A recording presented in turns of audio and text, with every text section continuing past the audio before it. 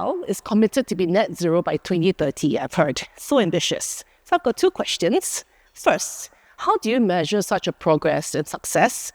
And to be net zero as a business so complex as real estate, also, has this commitment to being net zero given you an advantage? First, good afternoon and happy Friday. And we are going to be 4 days before Chinese New Year. And lovely to have friends here and all women power. Yes. So actually, decarbonization is actually the top agenda. I mean, we are all living in a very unsustainable world, right? We all know that the hottest 10 years on record since 1850 all took place in the last decade.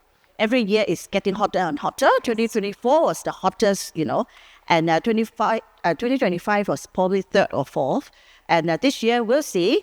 So decarbonization is very important, especially in places like Singapore and the tropics in the ASEAN region. We are next to the equator. Whole years is hot, right? So how do we really monitor and also provide comforts to our tenants? I mean, for CDL, we are a builder. We build residential home. We also build commercial properties, and we are a landlord. And we also have a global footprint of 160 hotels worldwide, operating in 29 countries and regions. So how do we manage energy? Energy is money, right? Energy cost is very, very high. Of course, Singapore's, not just the grid price is high, and carbon tax just went up in January this year. Last year was $25 per ton. This year onwards is $45. Towards 2030, it will be up to even $80 per ton. So as a business, we really have to be very calculative, not just about financial, but also the kilowatt hours that we use. Okay, for us, doing audit is more like a day-to-day thing.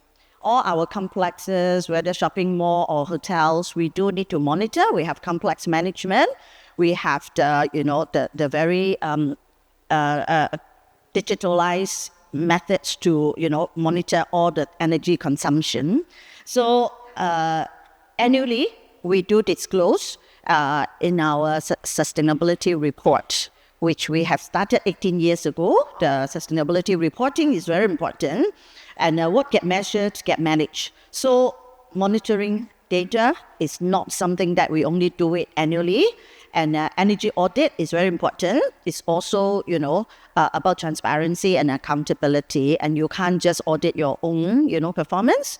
So we also use global standards like greenhouse gas protocol, whether scope 1, 2, and 3, because as a global company, you have to talk to international institutional reporters, investors, and also bankers. So you can't just use your own, domestic type of, energy measurement and matrix. And of course, ISO, we have the 14001, which is environmental management, including energy, water, and waste. And we have ISO 14064, which is greenhouse gas, sorry, I'm talking like a spy with a lot of code name and number. So there are plenty of matrices that we can use and learning by doing. And it is very important because that show objectivities, because we can't just, the narrative today for sustainability is very different. You can't just say that I'm committed to save the world, goodbye, right? You have to, pledge your vision and mission, and then support with really action and also data. So that is why sustainability reporting is so important. And of course, when we pledge to net zero, we also align with the World Green Building Council, the net zero building commitment. So everything, it is very transparent and very measurable. Yeah, whether you can achieve or you cannot achieve, you have to disclose it. Even you don't want to disclose it, your investor will ask for it, your bankers will ask for it. So we even have like sustainability linked loan that links to our 1.5 degree commitment. So every year we have to share, data with our bankers. Yeah, and in fact, the first year we have already achieved a target, and we also enjoy some discount. Wow. So these are the business. That's a great advantage. Yes, for sustainability linked loan. That how do you tap onto funding to help you to enable action and apply technologies to achieve your goals. So I think the world is very transparent nowadays. You can't just pledge something and you don't show your progress and your data and and whether you are up or down, you have to explain. You have to walk the talk, basically. Thank you, Esther. I'd like to bring this to Clara next. So, Clara, manufacturers face really thin margins, right? They're very price sensitive and face intense competition globally. So how does Singapore Manufacturing Federation encourage local businesses under such circumstances to also embrace sustainability? Do you have any success story or case study you could share with us? Sure. I understand that. Actually, manufacturers are, like you said, very price sensitive, and the competition is very stiff. Not just domestically, but they have to compete between with our neighbors and even far out where the supply chain possibly could be at lower cost, right? So for them, they want to produce what consumers will buy. They may want to be sustainable, but if people are not buying the sustainable product, then it's a product they manufacture to no use. It's a waste of money. So for us, we quite a few things that we actually help our manufacturers do. One is to understand the customer preference and trends. So there are some studies that say that businesses are willing to pay more for sustainable products. But there's a limit to how much they're willing to pay for. Definitely not 200% more or something, but there's a comfortable range of between 10 to 30%. So then we look at how can this translate to how can we make the cost of making a sustainable product lower. Many actually were asking, with the government grants around, can they help to lower the cost of a business transformation? Can they help to lower the cost of producing that product? So these are some things that we actually work together to maybe propose to the government agencies on coming out with useful grants to help offset these costs for the businesses. But at the same time, businesses themselves must also learn how to be efficient on their own. Either the cost of production should come down, either through some certain energy efficiency, which is like from the Singapore budget yesterday, that remains one of the focus for businesses. But at the same time, how can we upskill the other staff to become more efficient in what they do? Maybe the use of technology, AI, but at the same time, they should produce things that businesses and consumers are willing to buy. So for example, if you look into packaging, how much packaging do we want to use that's enough to protect a product, but at the same time not overdoing it? So these are the balances that it's not just from a sustainability perspective, but it's also from a business efficiency perspective. So there are a few case studies that I can think of. Maybe I can just give out one. Shout out to Pacific Packaging. So they do packaging products. So if you actually use the Lacey's product either in the supermarket, you see actually a lot of the F&Bs use their wraps. So they actually come up with different ideas on how they can reduce the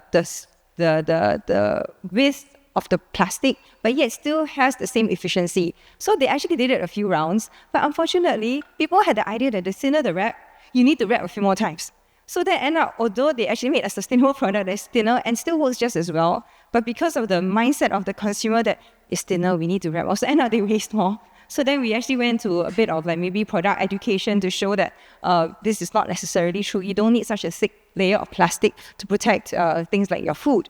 At the same time, they came out with things like the disposable kind of utensils. So with that, it was an increase in about 50% of their cost. When they tried to push it out, people think it's a fantastic idea, but the take-up rate is low because the cost is rather high. So we then went around looking for different grants to help them try and lower the cost in this area. So in this case, it's about finding that perfect balance between the product that's sustainable versus what people are willing to pay for. So I'll just stop there. I had a quick question, because you mentioned government grants, and as an SME, I love to hear such things. So where can we go about looking for these grants that could help us? Okay, so actually there are a lot of grants around. Some of us, we may not know most of them, but like quite a few were mentioned in the Prime Minister's speech yesterday. But at the same time, actually, a few of us actually have the SMEC, which is called SME Center, that's housed in quite a few of the different associations. SMF has one as well. So actually, you can reach out to our business advisors to get to know more about these grants, which is not just for sustainability, but also for the different kind of businesses that maybe want to go overseas. But all these help to lower their costs, that they can push that, okay, we save costs in this area, area, we are able then to be more flexible in investing in sustainability. So don't just look at sustainability in silo and what are the grants that you can get, but actually the ecosystem of government grants is to support the business in different areas so that you can put money where money is needed in that area. So feel free to reach out to me. So our Singapore business advisors are actually mostly free actually towards the SMEs. So giving good advice, all supported by Enterprise Singapore. I'm definitely going to contact you very soon. Stephanie, your expertise is really much sought after by companies that you advise and you work with across a varied number of sectors and in different stages of their entrepreneur sustainable journey. So can you tell us what separates the ones that really are able to embed sustainability into their DNA? Maybe some successful factors and some that were not very successful. Thank you. So I think with sustainability, it's really, you can tell the difference because those that are just trying to follow a checklist, they're just, trying to tick boxes. That's not really integrating sustainability. And you can really tell that from when you look at their websites or even just when you interact with them and the teams. And so I think the ones that you can see are being really successful are ones who actually embed sustainability across all the different departments. They are incentivizing and really using it as a lens to actually make business decisions. And I think that is a huge shift that we see. And I think in terms of what can be successful is you really need to have champions within the company. So of course, having leadership and, top-down sustainability focus really, really does help. I mean, that's one of the biggest levers, but also having champions across the different levels. So really having people that care about this issue, that want to help to push it through and really to help define the strategy, but also maintain the maintenance of it as well. Other things that I've seen really successful is when companies actually are able to be transparent about what they've done, what didn't work, and also where they want to go to. I think a lot of the time what I see is that companies feel either too scared to talk about sustainability, and so they're doing all this amazing stuff and they just don't want to talk about it because they're scared of being greenwashing. Or you have the other end when companies are saying all this stuff that is actually greenwashing.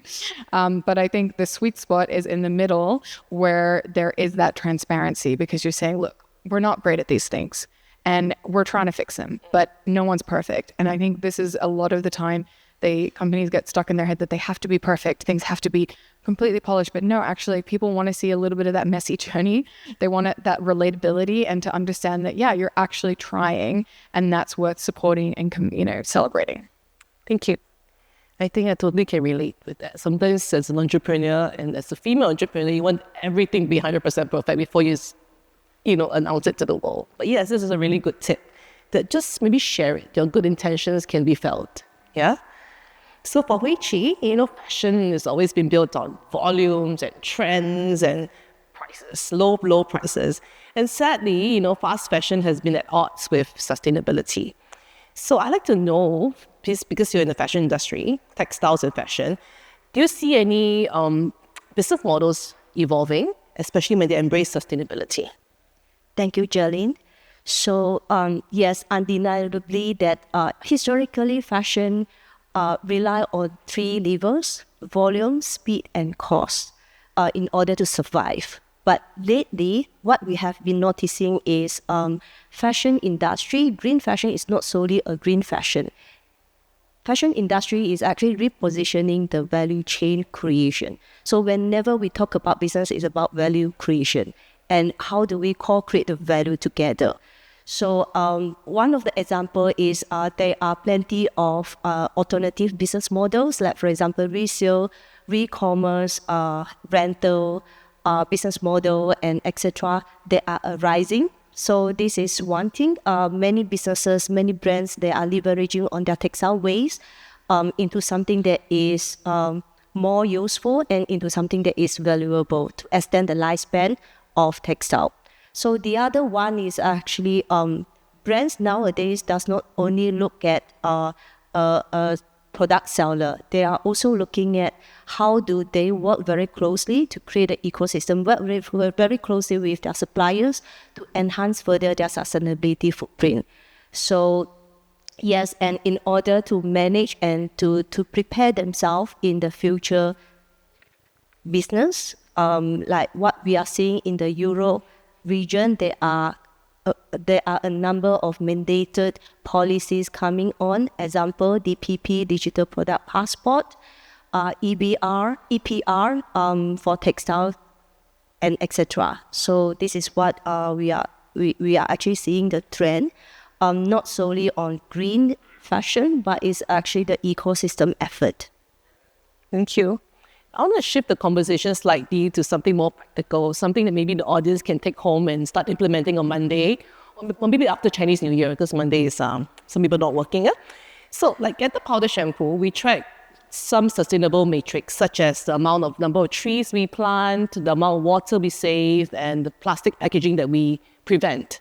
So I'd like to ask every one of you, what would be one or two non-financial metrics that get discussed internally in your meetings or with your clients or with your partners that would show your progress with the planet and with people and with sustainability? Anyone can go.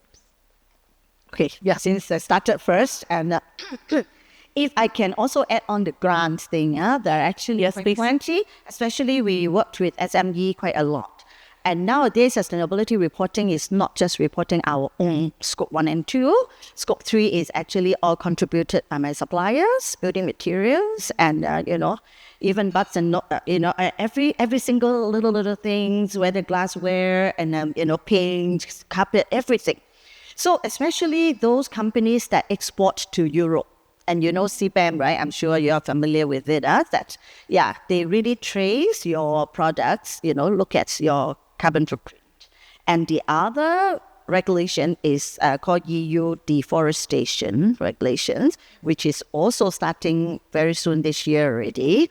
That like if you are providing paper, they will trace that where is the source of paper. If you have some evidence of deforestation, they may not purchase your product. So I think these are the pressures of compliance that we all have to, look at, especially ASEAN region. We have, we export a lot to Europe.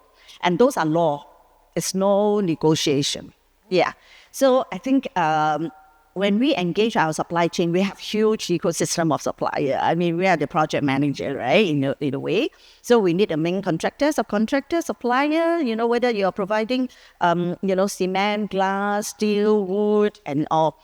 Those all have high environmental footprint. So we do measures and we do have to report as well. And the biggest challenge is actually SME. And we can't blame them because sustainability is still relatively a newer subject. And when we engage a supplier, they're saying that, just tell me how I can be, remain on your procurement panel. I don't know what you're talking about, carbon accounting. So that's why 2 years ago, 2024, we worked with ESG, Enterprise Singapore, to engage our top supplier, the SME, to empower them and educate them on what is carbon accounting and carbon reporting and life cycle, And so we want them to learn how to do it. And the grant from ESG, 70%. The cost, if it is like, 50,000, 70% are covered by government grant. And then 30% is they have to fork it out, but it's not a big amount. And what we do is we don't want their money. We want their data. And we want to help them to, maintain on our procurement panel. But if given all the product quality, pricing are similar, I will choose the one who has data for me, right? True. So this is just a little, carrot that. So we went to the extent of we engaged them, we work with the trainer, and then we work with ESG to get them on board. We just graduated the first batch of 42 of them. Oh, wow. But it's a humbling experience from the first briefing to the, to the start of the program. We spent a lot of time engaging them. Yeah. After 2 hours, the first session, we have 80 of them. At the end of it, we thought, hey, we did a good show, huh? CTL come out and then, to talk, and ESG also talk, and then the trainer and the banker, we put the whole ecosystem together. You know how many people sign up? How many graduated? 4. The first session, only 4 out of 80. So we're like, what went wrong, So that is not easy. Yeah, it's not easy because the SME will tell you that, hey, I'm not CDL. I don't have a sustainability team. I don't even have one person that I can send to the course. Even it is free, they can't. So manpower is the challenge and funding is the challenge. So we cannot compare like, oh, you're a big listed company. People only have like 20 staff. They take care of everything. Yeah. But Esther, it sounds to me that if I don't take this on, I can't do business with you. That's either, right? We are trying. We are not threatening them. So sometimes being sustainable gives me the extra edge against competitors. I have to report my scope 3. So if you don't provide me with the data, I'm sorry, I have to choose someone else who can provide me with the data. So data is king. We talk about transparency, accountability. So if you don't provide me with the data, how do I provide the narrative? Yeah. So I think we are actually going green together. So when we report, we don't want to just use spend-based, right? Just how much money we pay, but actually we really want more robust data, more accurate data. So we are just starting this year onwards, the top 30 STI constituent companies, we are included. Yeah, fortunately and unfortunately, that means there's no extension of timeline for ISSB reporting. That means your scope 3, we do have to report. Wow. So that's why 2 years ago, we already started to work with our top supplier. But it's not going to be easy. And we are on the phase 2. We are still begging. So we are, I understand. It's really for the rest of but there are grants and all that to help. Yeah, I know. Go ahead. Yeah. No, I just wanted to build on what Esther said, because I think one thing when we talk about sustainability with clients as well is that it is helping to future-proof your business and get you ahead of the competition, which is kind of also what you were alluding to as well. And I think at the end of the day, we need to stop thinking that sustainability and profitability are at odds with each other, because I think if you look long-term vision, everything's going that way, especially as you said, if you want to work with Europe, if you want to, all the regulations coming in, it's law and in lots of different cases. And more than just that, it's really about understanding that it actually does lead to cost savings. It leads to innovation. It leads to employee retention and engagement and brand loyalty. And so there are so many other factors that you have to look at more than just right now, short-term thinking, like a money game, a money play. And I think one of the examples that I really love, which is a more long-term example, but is Ray Anderson, who was the founder of Interface Carpets.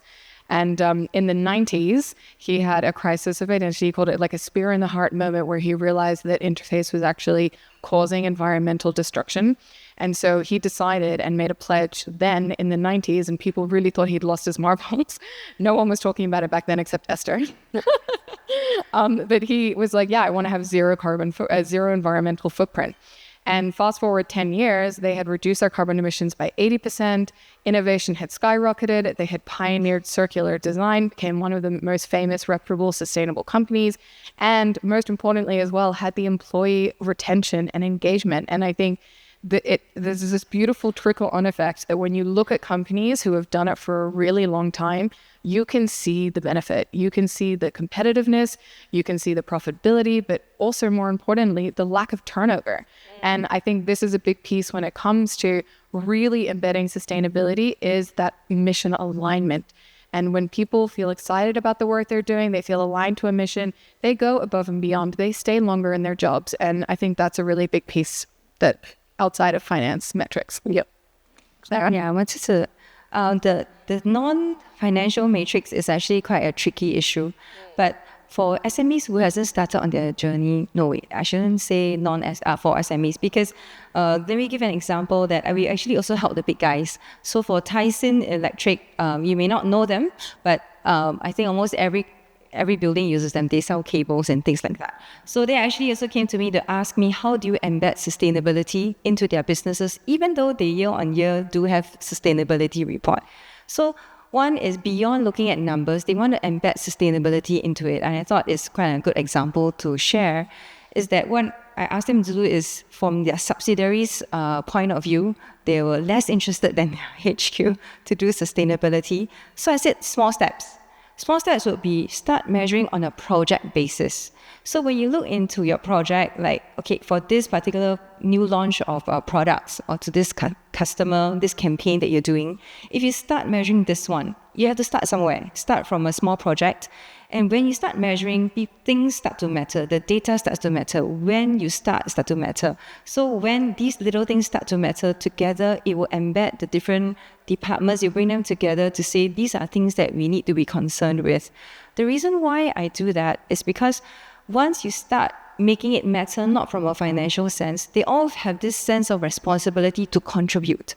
And so it starts from the design stage. Very often when we talk about sustainability, we see it as after we did something, how do we package it? How do we make it sound green, right? Sound sustainable. So that's an afterthought. But if you start measuring a project, you're actually embedding it in the design stage. From the very beginning. Yes, from the very beginning. So that changes mindset one project at a time. So that's something I feel that everyone can get started on regardless of size.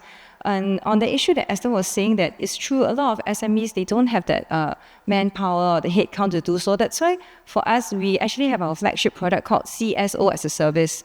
So for my team, we are not internal facing. We actually help our members and actually any business to, we second ourselves, our team, to these businesses that we can get started. You may have half a headcount or 1/3 of a headcount or even 1/4 of a headcount to do so. And you need that support. So we are here to support you, funded by Enterprise Singapore, of course. So we are here to get you started. And we usually encourage after a year, if you need to convert someone to be more full-time or even have a headcount, we have a lot of these grant programs like CCP, career conversion programs that we can actually help train your staff to be a sustainability champion, as you were saying. So it's a start. So it's something that we like to encourage SMEs to try, even if you see obstacles in front of you.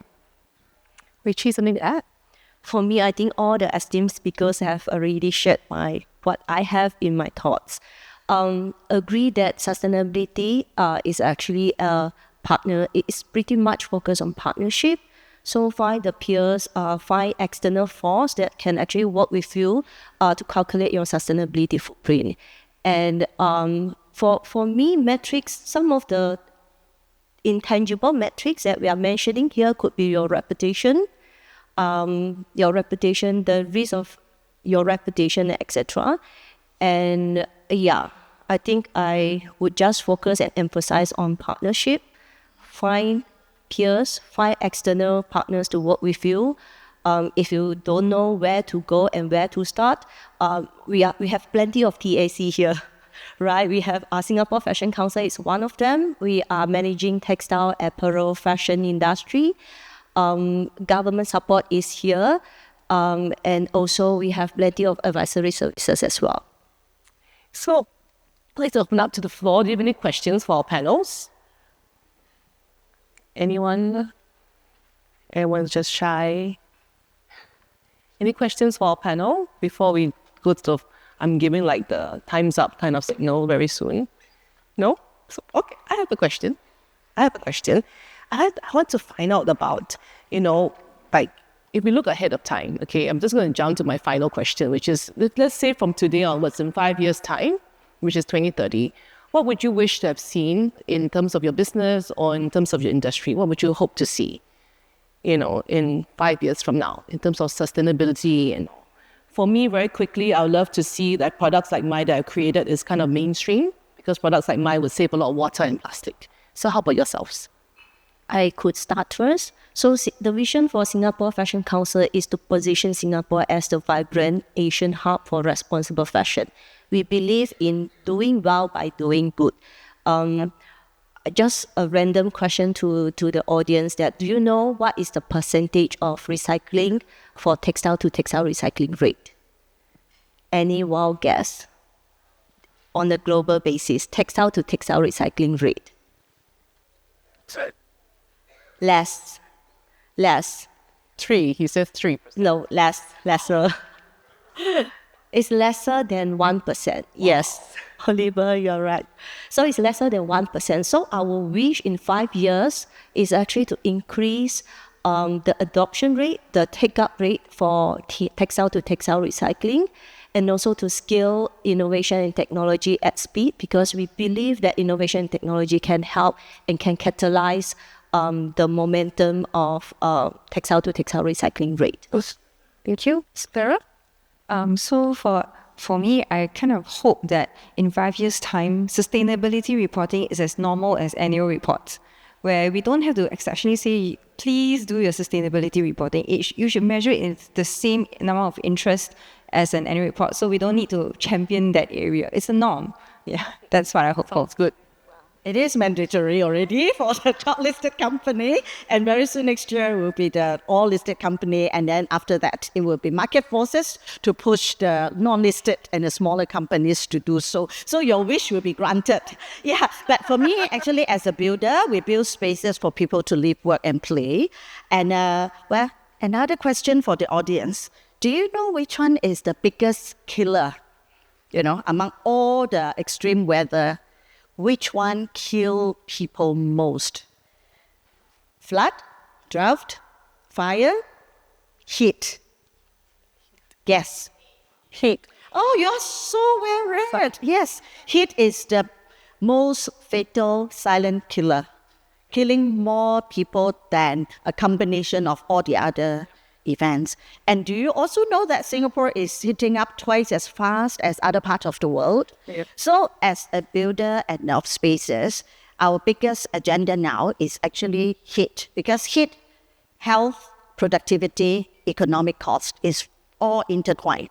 So one breakthrough that we are trying, we actually rolled out the first microforest.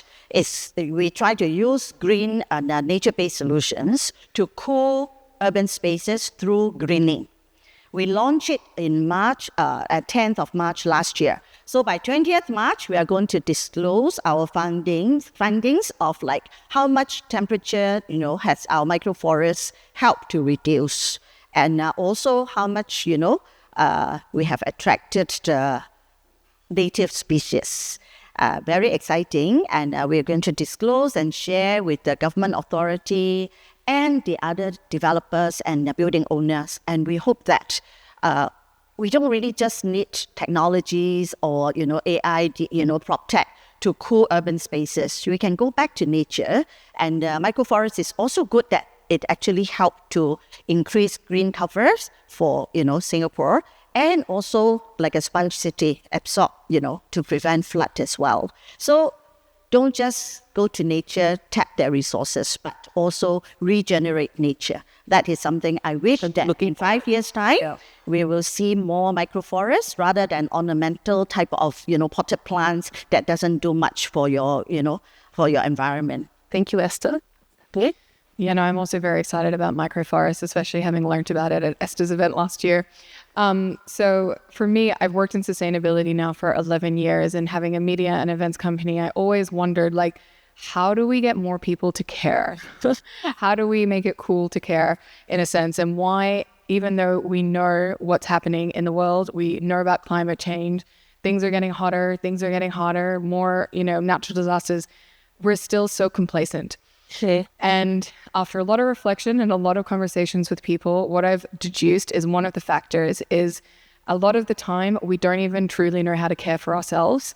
So how can we expect people who are busy and just trying to survive and, trying to live life, and with, inflation and everything, there's so much pressure of modern day life. And while we're living in one of the best times ever, we're also living with an obscene amount of pressure. And so what I would love to see is, to finish the point, is if people don't care for themselves, how can we possibly ask them to care for trees and care for the planet and the ocean, because they're still in survival mode? And so I think a big part of solving the sustainability conundrum and how we get more people involved is actually looking at the inner climate. And that is the inner climate of individuals, of employees, of teams, and really doing it from an inside out job. Because as we focus more internally, we have psychological safety, we also feel better, regulated, we realize the bigger picture. We realize what's important and what actually needs to be saved. And we have the capacity to give more and to do that. And I really believe that inner climate leads to outer impact. And so I would love to see more focus and integration on that. Fantastic. On that note, I believe all of us here as business leaders, we all have the privilege to be here and also the responsibility to redefine the planet that we live in. And I'd like to thank our panel of leaders right here. So thank you very, very much to Huey, Chyi, Clara, Esther, and Stephanie. And thank you, everyone. I'm Jlynn Chen. I hope you enjoy the remaining part of the summit.